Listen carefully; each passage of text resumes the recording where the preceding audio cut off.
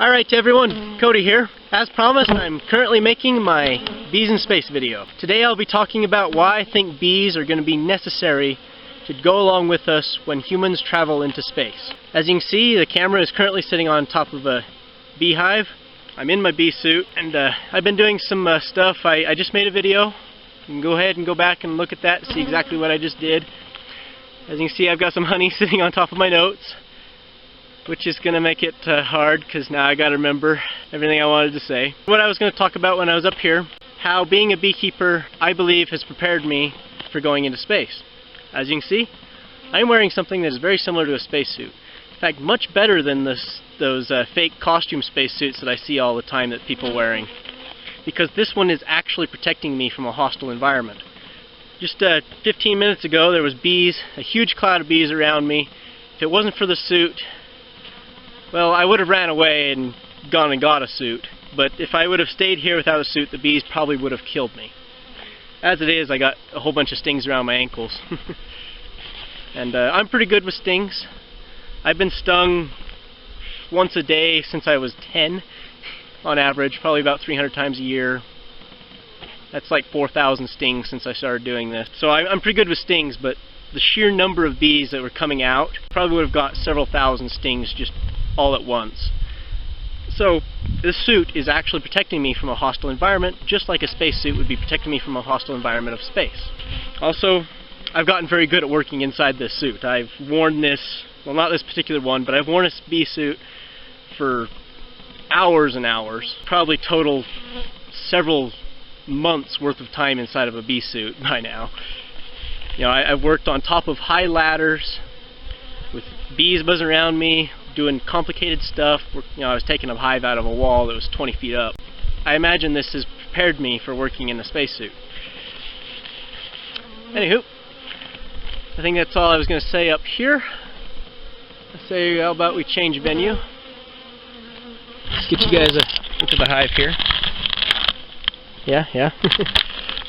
Okay, so I'm going to get this honey off my notes and head down.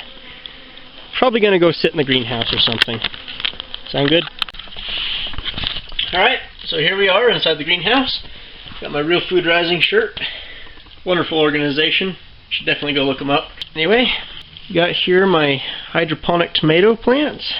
There's some pepper plants as well. Actually, I got a bunch of different types of plants in here. It was all experimental to see what would grow best.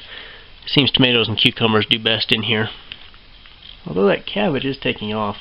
Anyway, these were grown in just gravel with water running through it and some hydroponic nutrients with a few fish living in it. And look at these peppers. And so on this side you can see this is without the hydroponics, this is with hydroponics. I got over 100 pounds of fruit out of this section of the greenhouse. Over here, not nearly as much. It is, of course, coming into winter right now, and so there's not a lot going on in here. Soon we're going to be ripping out some of these things and planting some lettuce and radishes. Yep, that's inside the greenhouse here. Let's talk about pollination. Now, what you'd have to do to pollinate the flowers without bees is you'd have to get a flower, like say this one. You'd have to open it up, pull those pieces out, and take it off to another plant, stick it onto the plant, and pollinate it yourself. Or you get a little Q-tip or a little swab and pollinate them around like that. For tomato plants, you'd have to flick the flowers, kind of like this. Commercially, they got a vibrator that grabs hold of the plant and vibrates the whole plant, but it's fairly destructive. I usually just go around and flick the flowers. This method does not cross-pollinate them, though. If I had bees in here, the bumblebee actually grabs hold of the flower, shakes the pollen onto itself, and then flies to another flower on another plant. So they're excellent for cross-pollinating. What I had to do to get pollination in here this year was either do it myself or open the doors and let the bees in. You know, I got some windows up there I could open as well. And the bees would come in here. The only thing is, out in space, you wouldn't be able to open the doors and let bees in. So you're going to have the bees actually inside the greenhouse. Look at that. So, I've had bumblebee nests in here. The bumblebees were fantastic. I didn't have to worry about pollination at all. I'd walk in here, the bees would like come buzz me a little bit, say hi, and then I'd go back to working, and my yields were amazing. Like, let me break this off for you. Like, see this tomato plant thing? It's all these flowers. Now this, if you were to do the human pollination, you might get a couple of tomatoes on this little bush. Okay? You know, there's like 10 flowers on here, and you'll get maybe 3 or 4 tomatoes. Now, when I had the bees working in here, this thing would have had 6 or 7 tomatoes on it. It would be crushing the plant from the yields it was producing. Now, I have had honeybees in here as well, but honeybees are a little different than bumblebees. Honeybees like to go out and fly a few hundred feet from the hive before they even start looking at flowers. As a result, inside of a greenhouse, they'll usually beat themselves to death against the glass or a light trying to do that. So honeybees are probably not going to be useful to us until we have a greenhouse that's like a kilometer long. Once we got something that big, then honeybees are actually going to be absolutely necessary, because can you imagine, you know, even if you had an army of people going around, you're not going to get every flower. If you have a hive of honeybees, they're going to get every flower, and your yields are going to be amazing. So I was going to talk about how some plants you do not need bees to pollinate, such as corn and wheat. For those plants, you're going to need wind to pollinate them, which shouldn't be too hard. Just turn on some fans and blow the pollen around. But for all your fruits, your squashes, cucumbers, tomatoes, the stuff that usually is considered tasty is not going to be possible without something pollinating it. So, how do we get bees to Mars? Well, you got an 8-month transit to Mars, right? Well, bees are pretty good at hibernating. Queen bumblebee will actually go out and dig a little hole in the ground and sleep through the winter. It wouldn't be too much more difficult to get her to sleep through a space flight. You could lower the temperature, give her a little puff of CO2 to keep her asleep, and you'd be fine. I probably wouldn't recommend taking an entire nest, because then it just, you know, they're going to eat more food during their hibernation period. Which brings me to the food situation. In a small greenhouse like this, the bumblebees, or the bees, are not going to get enough nectar to really make any honey. Bumblebees never really store more than a spoonful of honey anyway, but the thing is that there's just not enough flowers in here to really feed a large colony of bees. So you're going to have to supplement their feed with some sugar.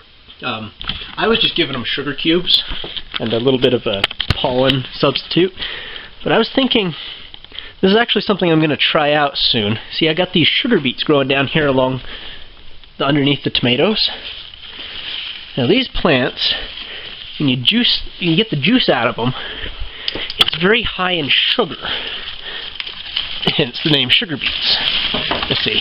Yeah, they're not very big. You can see this right there. That thing, that white root, is nearly 20% sugar. You get the juice out of it, feed the juice straight to the bees, they'll concentrate it down, and they might even make honey for you. Although these sugar beets are really good anyway, because you can slice it up, put it in salads. Even these greens here are edible. It tastes a lot like spinach. Although I say the root is much more tasty. Anyway, there's that. So, how are bees going to deal with the low pressure environment of a space capsule? I mean, we may pressurize the habitat to 1/3 of an atmosphere. So, I've got myself a little bee inside of this cylinder, and I'm going to take the pressure down to 1/2 atmosphere. Okay, it's about half an atmosphere. See if I can get her to fly. Oh, there we go. She flew a little bit. Come on. You can definitely see she's climbing around on the glass just fine. Come on. There we go. See? Flying around. There's not enough room in there for her to really spread her wings, but you can see that she's definitely able to fly. In fact, I'm going to go ahead and let her out. Let her fly back to her hive now. Okay. Second thought, I probably should have opened the window first. I'll get her later. Anyway, so bees can actually fly in low pressure. It's kind of interesting. There's many articles on it. I'm not the only person that have done experiments with that. But especially in a pure oxygen environment, bees can fly in an atmosphere of 0.2 atmospheres. Okay? This is because bees, for one, are really good at carrying weight. So they can lift, their lift to weight ratio is really high. A honeybee can fly back to the nest carrying 75% of its own weight in nectar and pollen, easily. Also, bees, their wings work differently than birds and airplanes. See, with a bird or an airplane, the air comes over and it creates a pressure differential over the wing, right? Have the pressure lowered, it becomes harder to get that pressure differential. But with a honeybee, or most insects in general, they push on the air like this, okay? So they're actually really efficient at creating that pressure differential. So it's kind of like swimming in syrup versus swimming in water. Bees are actually better at flying in a low pressure environment because there's less resistance when they're moving their wings back to the forward position. Just like a swimmer is better at swimming through water rather than syrup because there's less resistance. How many bees are needed? Is another question I got. I'd say just a few queens is all you're going to need. They'll populate the box, a little ball of bees. That'd be more than enough to pollinate a greenhouse. Even some drones would be good. But you want to be able to get successive generations of bees. Alright, I was going to talk about robo-bees, because I saw an article about how they're making these robotic bees that would fly around and pollinate flowers. I think it's a brilliant idea, and you're basically making artificial bees. But I think the technology is still pretty far out. That seems like a hard thing to do. I mean, I'm not the one designing them, but building a machine that can recognize a flower and be able to go around and get them all, it's going to be a feat of engineering, and I think it'd be easier just to get some bees. Right? So could we use any of the bee products from the bees? Initially, probably no. Once we got a really large greenhouse and we got a kilometer worth of greenhouse and bees, and a full hive of honeybees, then yeah, you'd definitely be able to get the honey, get pollen, which is a very good food source, very high in protein, propolis, wax, etc. But I wouldn't count on very much honey to begin with on the bees are mainly going to be to help pollinate your flowers. So, what type of bee would I recommend taking? Bumblebees are pretty cool, but I'm actually leaning towards a solitary type bee. Something that you can just have a few individuals, they'll produce young and have their next generations, and they'll live inside the soil of your greenhouse, or perhaps even a metal tube. Well, it could be a cardboard tube, but I happen to have some bees living inside this tube here. I don't know if you can see, but there's like some grass in there that's like glued together with a little bit of wax. And this was a single bee living in here, and she's laid her larvae inside of this. And in the spring, they will hatch, they will come out, and they will go find another tube of this same diameter, probably a hole in the ground or something. But I'm actually going to supply them some tubes to live in. I think I'm going to get some cardboard tubes. I'll put them around, and they'll go and they'll find those tubes, they'll nest in there, they'll go out, they'll get pollen and nectar, and they'll just live inside of here and just have a couple of bees. Just a few bees is all you need, because they're working constantly. These are the bees that are in here are a blueberry.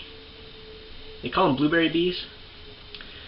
It's not because they're blue or anything, it's just they happen to come out of the ground at the time that blueberries are usually ready. But I think they'd be pretty good at pollinating other things. So we're going to find out here in the next year. I'm still experimenting with them.